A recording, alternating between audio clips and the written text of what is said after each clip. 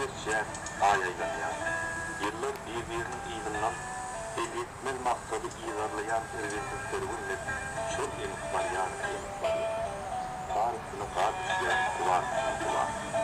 Yamanlarımızı, yaşlarımızı, yaşlı günlerimizi, yaman günlerimizi görüyen hiç açan, hiç şeyli halinde olmadık yani. Çok enik var ya, tarifine kağıt, kuvar, kuvar. Yan yani, Mevlana yani komşumuz sultanesi. Garip taşı işiğini, kırıp giden düşürgününü, yolun aynı ışığına, keşfetini seyirdir, yüzü gözünün dağıtlı bağla gördürüp, iyi verip oturup. Halkımınla çoğun kırıp oturdular Ankara, Turkul topluca oğlu, Beyzalı Mağlucu. Acayip sultanesi, göğe dertleşiyen ya, çoğu gurunları oturup ölüm tekme Zehram'ın ahıda atmarınla, Patrokyalı asılan farklı yıldırlar bile göğe dertleşiyen yani, çoğu Türkleşleri oturup kıtta yılını kıttanı, her birinin şanını, bir acıp kıttanı. Görüntü düşürdü, tarıca kurup düşürdü. Görününle yaldıra, günlüğünü yangınlıra geceler talkınlaşır. O önde dahi yıldır acıp doğan tüy yaşar. Girdişi kes dünyada bile uğurlu geçer. Ülkör doktor pamuktur, yaşam yolu kış bular. Bu tatiller yığınakta yoğun ilan kuş bular. Görüyanı mı ol içi ekip oğluklu geçi birbirinden ağlaşıp mıdam sevdiğinden olur.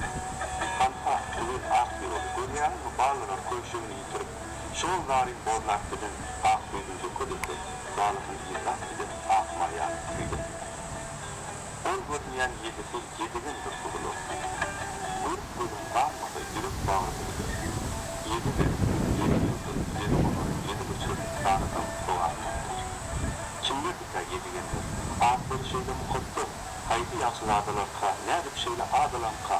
Olur haydi gerçek, nerede erdi ağızların tanıdan doğardı. Belki o yaşlılardılar, tanrıların kadavundan iyi bunu korumak için canlarından geçirdiler. Belki olur, yerin bizim kurşuna yaşatacak olup, dünyanın var yamanlarını yedi piyala doldurup, öldürmek çılgınlar. Kim bilir? Hava bağlanır, yan yağlı şu gözünü verip duran raflarım, düğündü bu yağlıca kurtuluklu çağırdı, bugün bu çağların dana tarafı, ağaç cahil taşı işiğine doğrun aynı ışığında, güllü düşürüldüğüne duru atmanın aslında, oğluncukları taşında çay bacağının başında, kerde çay içip, kırmızı kerde geçip, görünleri oturuyor. Yerine evi bağlanır. Yıl boyunca halkımızın kucağından göğün uçup, dana tarih yollar açıp, varyan yıldırlar hafta gördüğünce ağır koydu. Ağır kaynağı bahtiyar, ölden yok o yerinde. Son kaldırıp ağır başını, şöyle duvardı. Bunun evi çağırır. Göğün bizim koca görülen kanarların gökleri, darmağımı koca İrlam, kanha ol toprak yıldırlar. Hatar yedi yerler, Türkmen Zehran atmanına, yanıp yaldırak doğanlar, eleden hayat duyurusuna, aşıkların duyurusunu, ataların hormasını, dağdan kudurusunu, yaşayışın sehetlerine, yüreklerin ağıtlığına, Türk yürekten inananlar ay yalkınla sevinmiyor, yan şamana seyret kılıp, mutalları Allah bilir, yolunda başın elinde, toprağı gözlü edenler, hatar dinleyebilir. Gözlerin doğrusu kuru yine ilk olan hakkı, canı bilir aynı, yürüyümlerin ağzı tuttu.